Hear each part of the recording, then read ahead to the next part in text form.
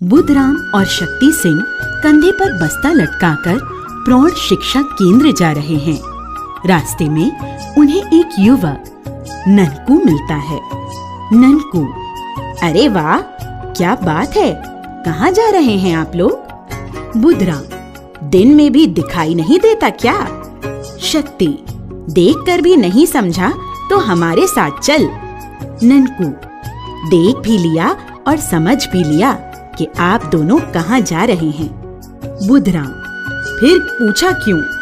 शक्ति, भाई, ये भी उन लोगों में से हैं जो खाते हुए आदमी से पूछते हैं कि क्यों भाई, क्या खा रहे हो? पीते हुए आदमी से पूछते हैं कि क्यों भाई, क्या पी रहे हो? बुधराम, भगवान ने आंखें दी हैं तो देख कर बोलो। शक्ति, कान दिए हैं तो ढंग से सुनो। बुधराम, मुंह दिया है तो सही और सटीक बोलो। शक्ति, और दिमाग? बुधराम, जो इसमें है ही नहीं। शक्ति, दिमाग का सदुपयोग करो, सोचो समझो फिर बोलो। ननकू, हाथ जोड़कर, भाइयों माफ कर दीजिए, गलती हो गई, इतना कहकर गुटके की पीक थूकता है। बुधराम, वाह उस्ताद, अपने घर में भी ऐसे ही थूकते हो क्या? ननकू, ये तो सड़क है, इसका क्या बिगड़ेगा? शक्ति, अबे कम अकल, माना कि सड़क का कुछ नहीं बिगड़ेगा, किंतु गंदगी तो होगी ही।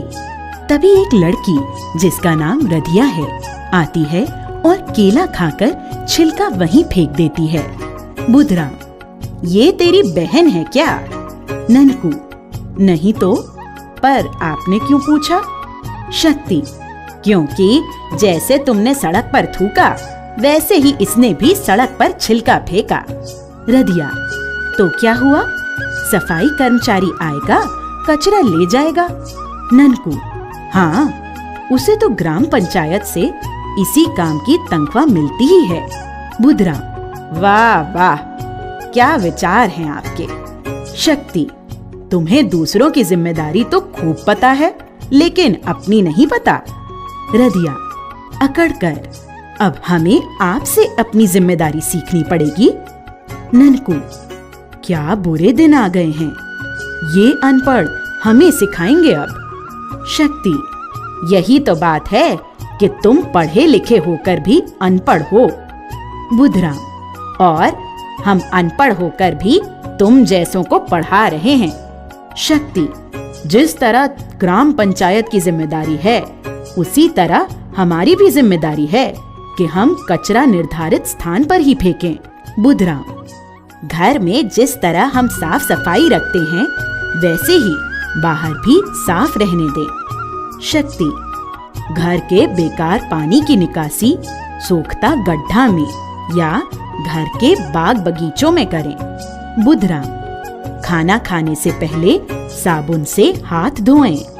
शक्ति, रोज नियमित रूप से स्नान करें तथा दांतों की सफाई का ध्यान रखें, नाखून भी कटे हुए रखें। बुधराम, घर के कूड़े कचरे को एक जगह गड्ढा बनाकर ढक कर रखें। शक्ति, शौच हेतु खुले में नहीं जाएं, घर में शौचालय बनवाएं। इसके लिए आर्थिक रूप से कमजोर परिवारों को सरकार कुछ प्रोत्साहन राशि भी देती है। ननकू, हमने तो सुना था कि शौचालय बहुत महंगा बनता है। शक्ति, नहीं, महंगा नहीं बनता, इसकी लागत कम ही होती है। संपूर्ण स्वच्छता अभियान के अंतर्गत भी शौचालय निर्माण का काम किया जाता है।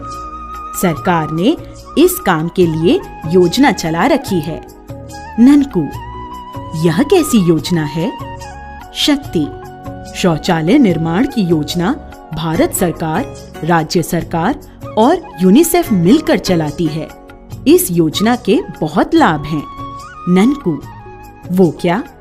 शक्ति, संपूर्ण स्वच्छता अभियान के तहत गांव के किसी भी युवक या युवती को प्रशिक्षण दिया जाता है, जिससे कि वह गांव वालों को पेयजल के रखरखाव, बेकार पानी के सुरक्षित निपटान, घर एवं भोजन की स्वच्छता, व्यक्तिगत स्वच्छता तथा सामुदायिक एवं गांव की संपूर्ण स्वच्छता के बारे में समय समय पर बताता है।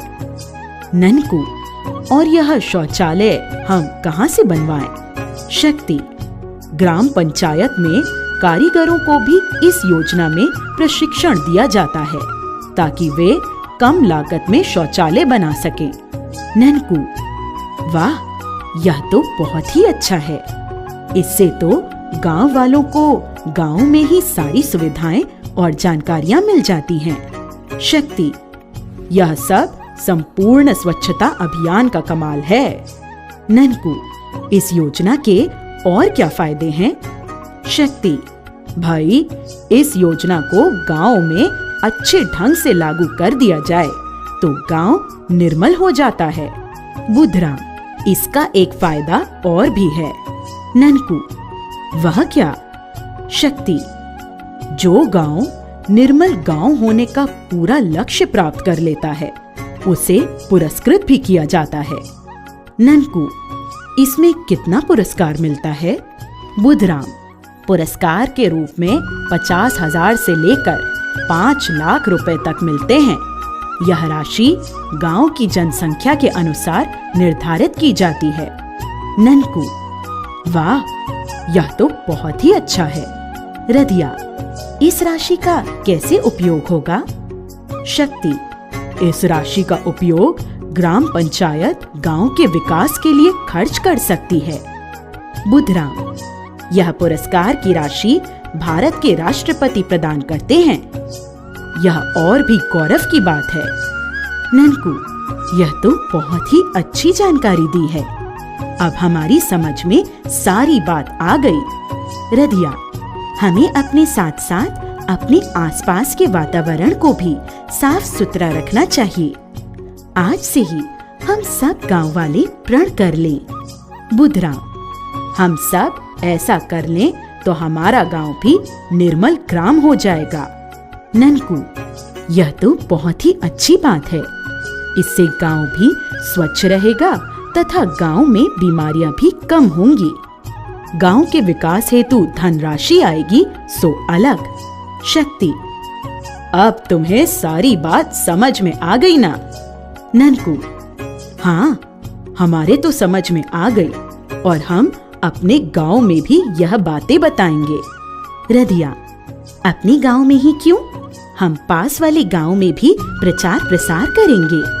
उन्हें भी बताएंगे कि वे भी अपने गांव को निर्मल ग्राम बना लें। शक्ति, ये बातें तुम सारे गांव वालों को कल से ही समझाओगे, है ना? अब नारा लगाओ, संपूर्ण स्वच्छता अपनाइए, निर्मल ग्राम पुरस्कार पाइए। ननकू और रधिया नारा लगाते हुए वहां से अलग अलग दिशाओं में जाते हैं। बुधराम और शक्ति सिंह उन्हें देखते हुए मंद मंद मुस्कुराते हैं।